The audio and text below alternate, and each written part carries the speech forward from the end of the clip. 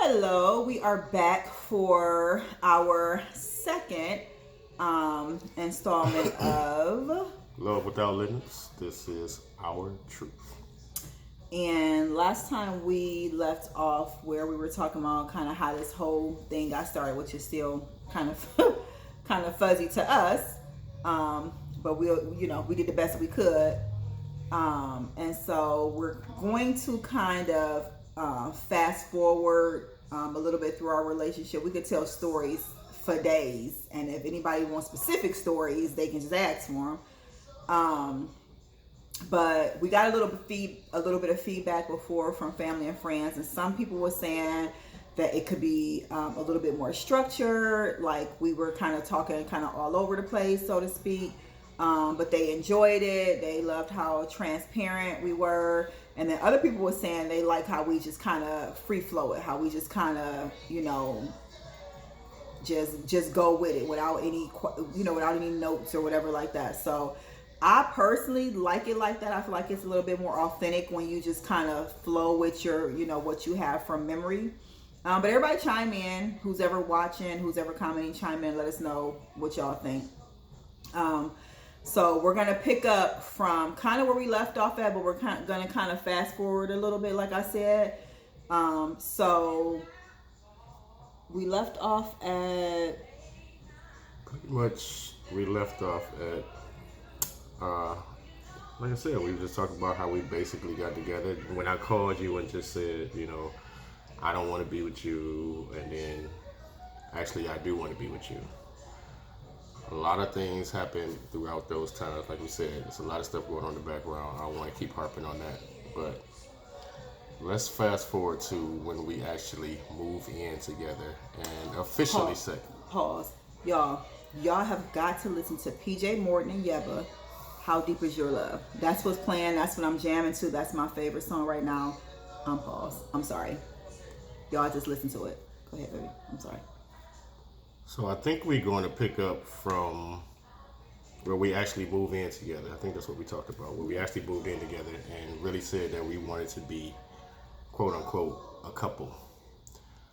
And I still don't have a whole lot of recollection of that, so I'm going to let her start and I'm going to chime in. Well, from neither one of us have a whole lot of memory of it, but we decided we was gonna be together, and I had my own place on Miles. I lived there with Leon and Jalen, and we decided we were gonna move from there. We were gonna move together, so we moved into a place downstairs from his cousin and his cousin's girlfriend at the time, and that was normal. It was normal. Everything was going cool. I thought we had a regular, relationship or whatever. I knew nobody liked me. Let's be clear about it. Nobody liked me. I knew that much. But I thought our relationship was regular until much later, and I found out that it wasn't, because of this guy right here and his extracurricular activities. But y'all have to understand, I was a young guy. I was a good boy for what my mama and them would say, because I went to school, got good grades. But I was a bad boy outside of their sights. So I had the prize that I actually wanted, but I still wanted a little sugar, extra places, if y'all can. But I don't think we knew that either one of us were really prizes then. Did you know? I figured, I guess you're right about that. Yeah, I don't really think that we knew, you know what I'm saying, that we were, that I know for me, myself, I didn't realize that even I didn't realize I was a prize. You understand what I'm saying? So I don't know that I even conducted my behavior or carried myself at that time as I'm the shit. I'm the prize. If you get me, you getting something good. I don't even know that I recognize that in myself. Do you think you recognize that in yourself? I can't say that I did, because if we knew that each other, if I knew that I was a prize and she knew that she was a prize at that time, I think a lot of the stuff that we did to each other, We wouldn't have did. we wouldn't have did. Yeah. You know what I'm saying? Absolutely. We pretty much was not so much degrading. That might not be the right word, but I'm hurting her, she hurting me. We pretty much hurting ourselves Right. while we still trying to make a relationship. Right. So that was at that time. I'm not sure when that, what year that was or anything like that. I know the kids were still small. So we left. We left from that place. We moved to another place, which was at the time across the street from his mom. And that's when it just really, in my opinion, started going to hell in a handbasket. Like, real talk. It just got real stupid. When he got his, I don't know what happened. He went and got his own place. One of his brother's friends had an apartment in Garden Valley, which was, apparently where a lot of females was in and out of. We had a place together, so of course I was in my own place across the street from his mom, and he was doing his thing, and I didn't care. I was living across the street from his mother. I was still doing mine, because at that time, it wasn't that I was attempting or blatantly trying to be disrespectful. I looked at it like, I'm living my life. He doing what he want to do. Everybody know, and guess what? One monkey don't stop no show. So I'm gonna do what I want to do. At the time, I was kind of like, you ain't gonna hurt me. I'm just gonna fight fire with fire. If it's good for the goose, it's good for the gander. If I'm gonna hurt, you gonna hurt. I didn't look at it. I never was one to be like, I never was like that. I was just like, oh, this what we doing? Okay. I don't know if it was a defense mechanism. I don't know what it was. It just was what it was. And so at some point we got back together, which we always did, because first and foremost, we was always friends. So that friendship always brought us back to our center. So like where most couples would be like beefing, and they can't let it go, we would come back to the table like, what the hell we doing? Like, this don't even make no sense. Like, you ain't happy where you at. I ain't happy here by myself. This is stupid. What is we doing? And it was never like but you was down there with her and it was never like that. It was just like okay, really, you done? So you finished doing what you're doing? Okay, you ready to do this again? Okay, let's pick back up to where we left off. So fast forward, excuse me, we moved a lot when we were younger. So we moved from there, we moved someplace else, a single family house where it was supposed to be kind of like a fresh start. And this is where we at some point had decided to get married. When I tell y'all, honey, listen. This was the worst of the worst at this house. This was the worst of the worst, okay? Both of us was just all kinds of disrespectful. Like, I ain't gonna front, like all kinds of disrespectful. And a part of it was not that I was just like, I'm gonna do whatever I want to do. It was just like, I didn't really think, for me, I didn't really think about the repercussions of my actions, kind of, sort of. I just was kind of living. My friends were single at the time, so y'all know that add a whole nother dynamic to it when you with somebody and all your friends are single. So my friends were single at the time, so I'm kicking it, you know what I'm saying? Was you kicking it? We was both kicking it. I mean, we was both just doing whatever. And at this point, whatever we wanted to do. At this point, we like, what, 4, 5 years in, something like that. We in, we in. And so again, I think for me, it came to a point to where I kind of held on to Jermaine a little tighter because nobody wanted me to. So for me, it became, and I don't even know if I ever said this to you out loud, it became like a tug of war, because I was being treated so poorly. And I ain't gonna front, if it was me and my son, well, no, I can't say that, because I can't say that. I think that from the outside looking in, people maybe saw, turn down. You're all right. Oh, people maybe thought or saw me taking advantage of him because of who they thought he was, or who he showed them or tried to portray he was. And so that formed certain opinions about me. Now, mind you, I'm 23 like 25, 26. I don't notice. I'm not looking at, well, maybe I'm the reason why. I'm not really looking at it like that. I'm looking at it because I know what's going on in my house. You know what I'm saying? So I'm like, and mind you, my attitude is already, oh, this is what we doing? Let's do it. Let's play. Let's do this. So again, I was not well liked. I was not well received at all. And looking back on it, I don't know if that was my sons, if I would be the same way. I don't know that I would, only because I know that you can provoke certain behavior from people. So I don't really look at my own sons as being like, she did or she's doing. I'd be like, let's talk about what. Let me put it like this. Okay, go ahead. Because I'm And trying I know she's trying to sift through that thing, but let me just put it like this. She's saying what she wouldn't do with her sons, and I probably wouldn't have done it that way with mine either. But like we said, this parenting thing don't come with no handbook. Right. You know what I'm saying? Everybody do things different. But at the same time, my thing is this, and this is like globally. This ain't about my parents. This ain't about her parents. This ain't about your parents or hers. You have to, let me see how I want to put this. You can't put so much focus on what this person is doing. You have to be a little bit of a bigger person, if that's coming out right, to say, okay, what are you doing? You know, and I talked about this a little bit before, because I was a whole asshole. I'm just going to say it. I was a whole asshole, but nobody really cared about that. You know what I'm saying? They pretty much focus on my asshole-ish ways. Right.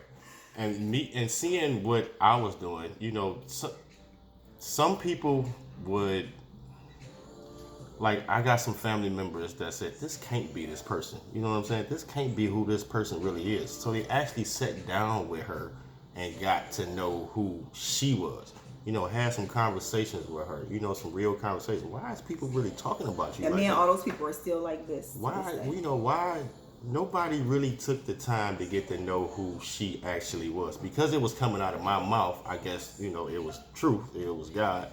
But, you know, I was doing the same thing.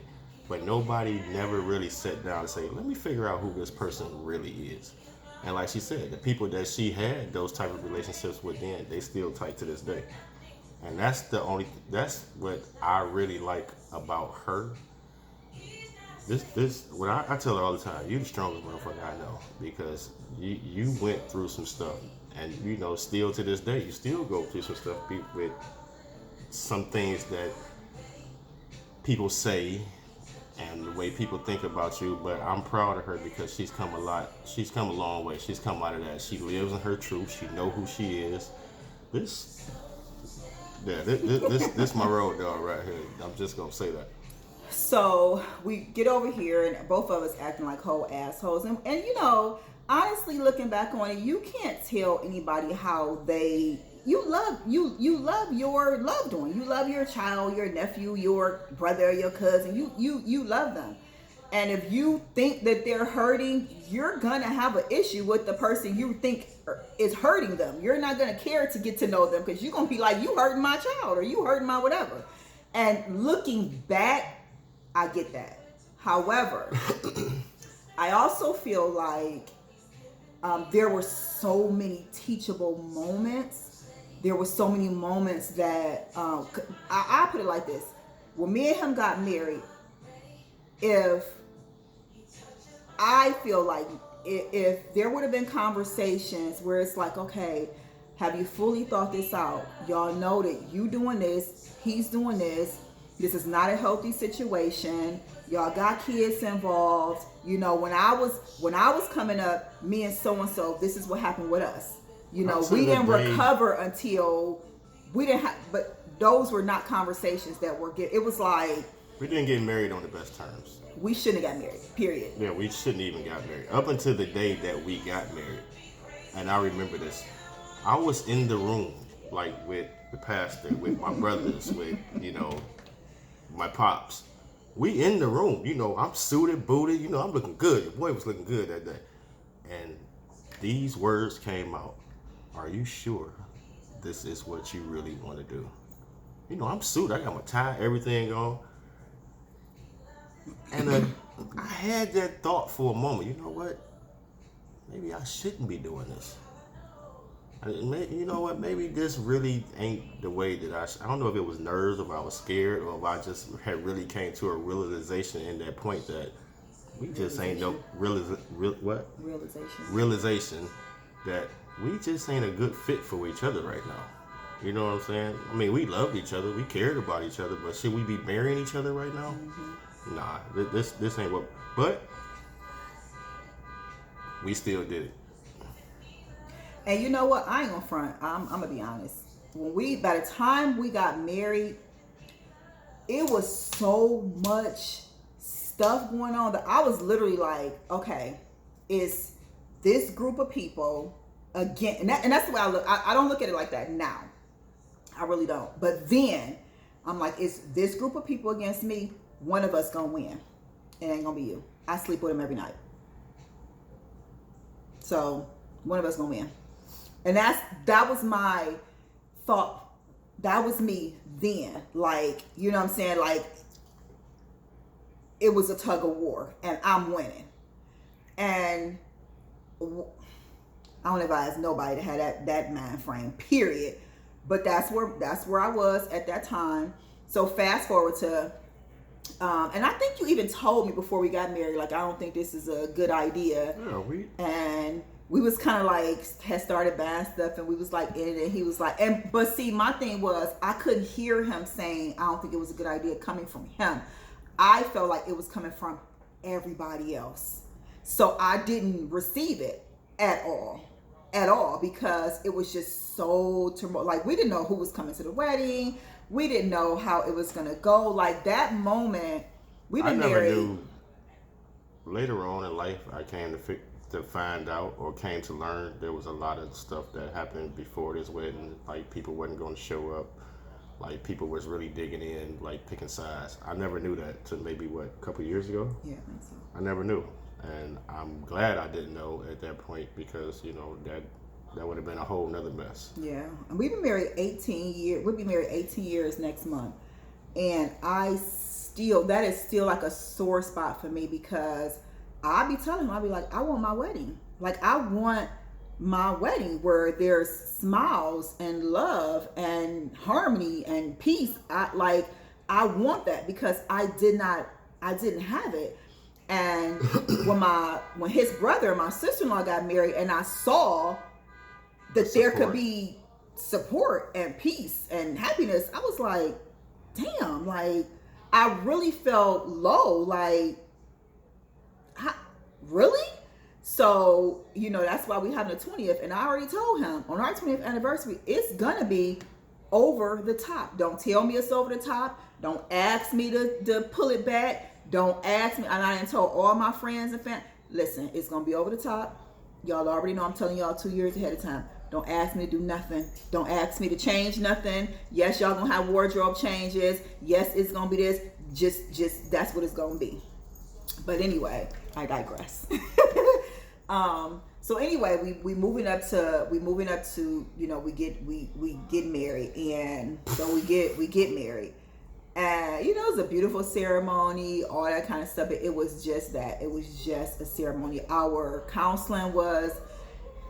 This is how I knew we probably shouldn't have been getting married.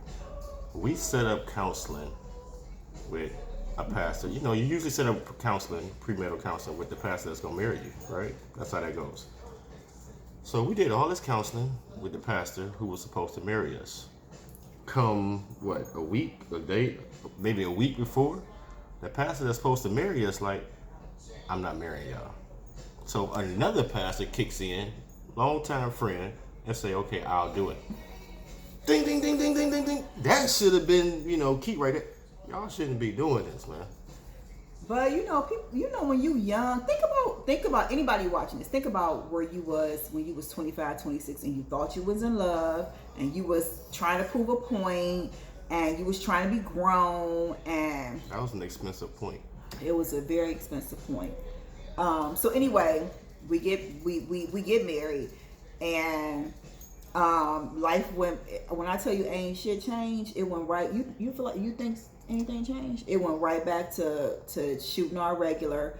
I don't even feel like for me.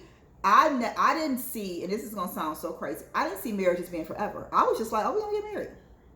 I wasn't like, and we gonna be on the porch in the rocking chair, we're looking at our grandkids. I did not think. I was just like, oh, we gonna get married. But again, we didn't get married for the right reasons. I definitely didn't get married for the right reasons. It is true that when you don't want your kids to be with somebody, you will push them closer to that person. It is very, very, especially if the person they're dealing with is smart. Can you answer this question? Yeah. Why did you marry me? I loved you, no doubt. Mm-hmm. I loved you, no doubt. But I think I was trying to win. At that time, I think I was trying to win. I was trying to show this girl who got 2 kids that somebody said was a demon. Somebody called me a demon and said, somebody told him I was a demon that tried to attach myself to him. That's what they said about me. Stop. That stuck with that thing right there still penetrates. It's been damn near 20 years and that's still with me today. But anyway, so I was trying to win. Like, yeah, I got 2 kids. But I got a job, I got a car, I work, I know what kind of person I am, but I knew what kind of person I was. And the people who loved me knew what kind of person I was. But the other people who really didn't know me, all they was seeing was what I was showing. You know what I'm saying? So you really can't expect people to take the time to get to know you when what you really showing is this side of you. And again, I'm not the most approachable person. I'm just not. I'm just not. So it's a two-edged sword. Like at that time I would have wanted somebody to come and say, hey, let's because some people did. Let's be clear, some people did. But so anyway, we fast forward, we get married, and it's still a shit show. It's still a total and complete shit show. It was like like she said, we just picked up right where we left off. We just picked up right where we left off. Wow, we went back. I went right back to doing what I was doing. She went right back to doing what she was doing. Yep. It's like, what was the point of this whole thing? Yeah, but I wasn't thinking like, what was the point? I was just thinking not in that aspect, but it was just like, okay. I was just thinking like, life is not like we just doing what we do. Like this is what it is. But I will tell you something. What kept bringing me back to him was, I'm like, this my friend. Like I can't. It was a part of me that was like, I can't hurt him.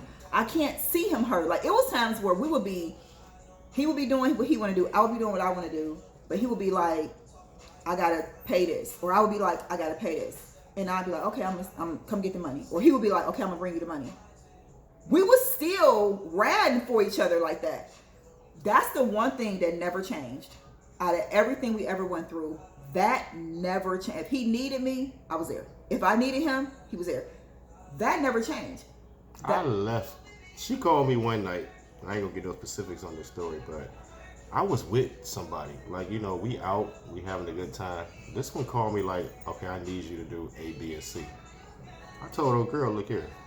I got to go. I pick up with you in a couple hours. I'll see you tomorrow, but, I got to go. It was just, I don't know what it was. We just had that dynamic to where, like she said, if you need me, I'm coming. And if I need you, she came. I don't know if she would have dropped no dude for me. No, I did. Because when he came, after we was we wasn't married. We wasn't married yet. He comes to the house and he tells me, this is when he found out he was having our oldest daughter. Let me tell the story. Okay. And then we gonna shut this down because we at 24 minutes okay. right now. So, we wasn't together at this point. And this is when we had moved into our 3rd house, I believe. I was staying at my grandmother's house. Everybody know Junior. I was staying at that house with my cousin Arnisha. So I was there, I had the same girl I had to mess with for a while. She didn't want me, she was doing her thing. And just so happened, I came to pick up a key because I had left some stuff at her house from her job. And she worked right down the street from where we stayed. I came to pick up the key. And a dude is in the car dropping her off at work, right? So I'm like, okay, no problem. But when the dude gets out, Cleveland, I stayed right in the hood, so I knew a lot of people. This is some nigga that I know. I'm like, what? This how we doing it for real? Okay, no problem. So I get the key, nothing. I got a lack, nice, pretty, white lack, what I had, burgundy interior. I had it was nice. So I got the key. I go to the house, I get my stuff. I leave, I go back. We ain't say nothing else to each other that day. So I think it was maybe later on that night, maybe a couple days after that, maybe later on that night, I found out that I was having a baby. Mm-hmm. And I wanted to rub it in her face so bad, you know what I'm saying? So I went over to the house where she was staying at, and the dude was still at the house, man. He driving the truck that I've been driving and, dropping her off. Like, y'all just picked up, like, we just doing whatever. So I rolled over to the house. It's late, you know what I'm saying? I'm feeling good, smoked me one, had me a drink. I'm having a baby, I'm celebrating. I rolled up on her. I called her while I'm sitting outside. I said, come here, let me talk to you for a minute. I said, I'm getting ready to have a baby. Oh, you should have seen the frenzy that she went into. This chick rushes into the house. What you tell the story from there? She said, hold on. I need you to stay here and watch the kids for a minute. She went in there. The dude was in there taking a shower. I don't know what he was in there doing. She went in and snatched the nigga out the shower, man, and said, oh, I got to take you home right now. My boo outside, he's having a baby. What? I took him home. That night, he called me all kinds of names. He cussed me out. I did not care. I would have put him out, but he had his son with him. I did not care. I got him to that house and went back home. Jermaine was still there. And I don't know what happened after that point, but what happened with me was I was kind of like, okay, now it's time for you to shitty get off the pot because this is serious. Like, either you've got to commit to this situation or you've got to walk away from this situation. And so, because it was his first child, I knew the girl was a stand-up girl. She was a good girl. And so I was like, okay, you're going to have to shit or get off the pot. Like, you can't keep playing these games. And so that's when I made the decision that there had to be a change. There had to be a change. And the timing was, I know from like the outside looking at, the timing was really effed up. But it was one of those things where it was like something in your life happens and you like, now is the time. Like, I don't have time to play. I don't have time to keep playing these games. And at that point, if I remember correctly, there was like a shift. There was like a shift in behaviors and a shift in, things. There was a shift. The shift didn't last long because, mind you, we wasn't married at that point. No. She had the baby in October, but we got married in September. She had the baby in October. We got married. Yeah. Found out I was having a baby. Mm-hmm. I think we decided to get married 2 months after I found out I had a baby. I had my daughter. That was so selfish. Yeah, I had my oldest daughter in October. We got married in September. Right. That was so selfish. That was so selfish. When I look back on it, just stupid, that was so selfish. But we got married, and I was 100% committed to his. I think I was more committed to his daughter than I was to him, to be honest with you. True. But we still had our ups and downs and stuff like that. Oh, we definitely over time. Yeah, we got about one more minute. Yeah. But anyway, we still had our ups and downs and stuff like that. So right now we enter into the time that we, when we got married, and it was still turmoil. It was still very tumultuous. Not necessarily with family as much as just the dynamics between us. Trouble in between us. Yeah. So we'll pick up. So now we can move through those years. Now we married. He has a lot of stories that we can tell about those years, and it will take up too much time. So if you want to know anything specific about those times, like I said, put it in the comments. Yeah. Text us on the back end. We'll respond on here. Let us know, and also let us know what y'all think about how the video is set up, kind of how we just kind of freestyling. I kind of like the freestyle.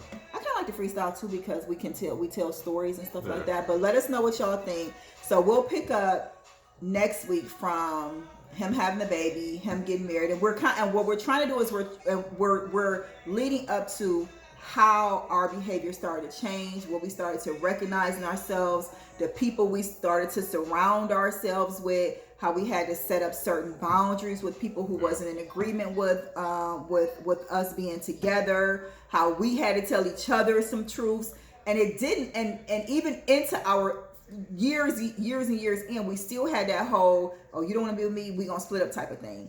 So we gonna talk about when that moment came where we was like, ain't no more splitting up.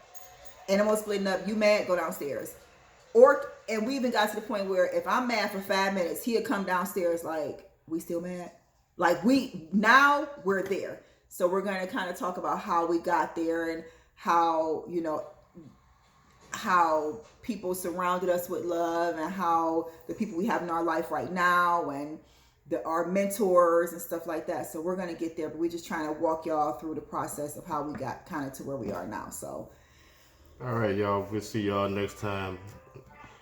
So what, in the words of this dude from Soul Train? Peace, love, and soul. Peace, love, and soul. Corny. Right. All right, y'all. This was day 2.